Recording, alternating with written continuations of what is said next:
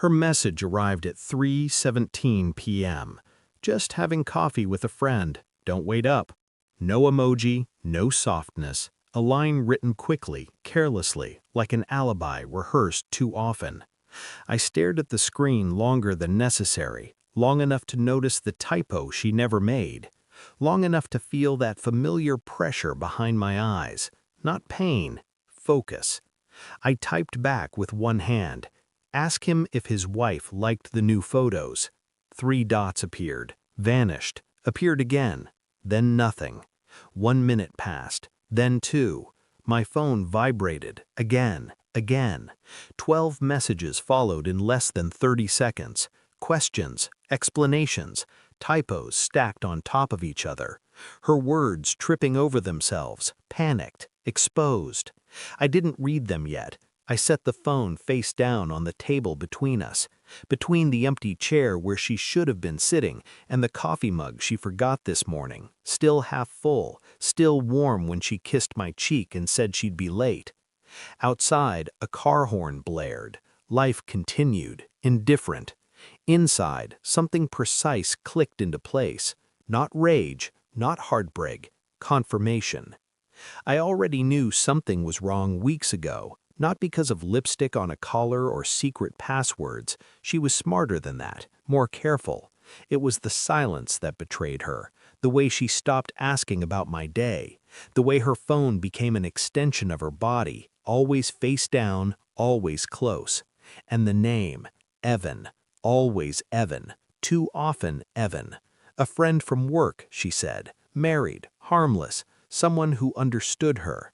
That last part lingered. Understanding is intimacy in disguise. I told myself I was imagining things, that suspicion was poison, that trust required blindness.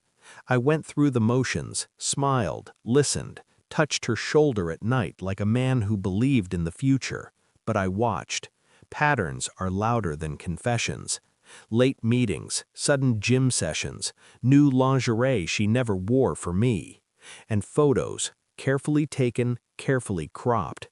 She deleted them quickly, not quickly enough. I didn't confront her. Confrontation gives people time to lie better. Instead, I waited. I became quiet, not withdrawn, observant. I memorized the rhythm of her lies, the tempo of her breathing when she texted under the table, the way her voice sharpened when Evan's name came up, defensive before accusation. I checked phone records, not messages, calls, duration, timing, frequency. Patterns don't erase themselves. I created a fake social account, found Evan's wife, public profile, smiling family photos, anniversary posts, a woman proud of a life she thought was intact. I sent nothing, yet. I copied files from my wife's laptop while she slept. Cloud backups forget to hide what people delete in panic. Photos, not explicit, worse, intimate, familiar. Her smile tilted differently when she leaned into him, softer, honest. I felt the heat rise, then forced it down. Emotion is noise. I needed silence. So when her text came, coffee with a friend, I knew exactly which line would break her, and it did. She came home early, too early. Her eyes were red, her phone clutched in her hand like a weapon that had turned on her. She stood in the doorway, waiting for me to speak. I didn't. I slid my phone across the table, opened, photos displayed in sequence. Her breath caught. I watched the moment her face collapsed inward. Not guilt, fear.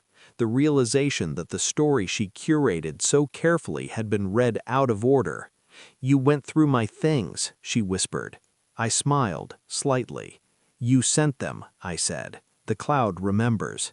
She tried to explain. They always do. Words poured out, lonely, confused, meaningless. Evan meant nothing. Coffee was just coffee. The photos were a mistake. I listened, patient, detached. Then I placed one more phone on the table. Her phone. A message draft on the screen, addressed to Evan's wife. Unsaved, unsent. Her knees buckled. She grabbed the chair. "You wouldn't," she said. I met her eyes. I already did. Evan's wife replied within the hour, calm, polite, devastated. I forwarded the message to my wife without comment. She screamed then, finally, the sound sharp, animal. She begged, promised therapy, promised transparency, promised she would end it, like something already alive could simply be buried. I stood, put on my coat. I didn't do this to hurt you, I said. I did it so you'd understand. Understand what? She cried. That you never had control.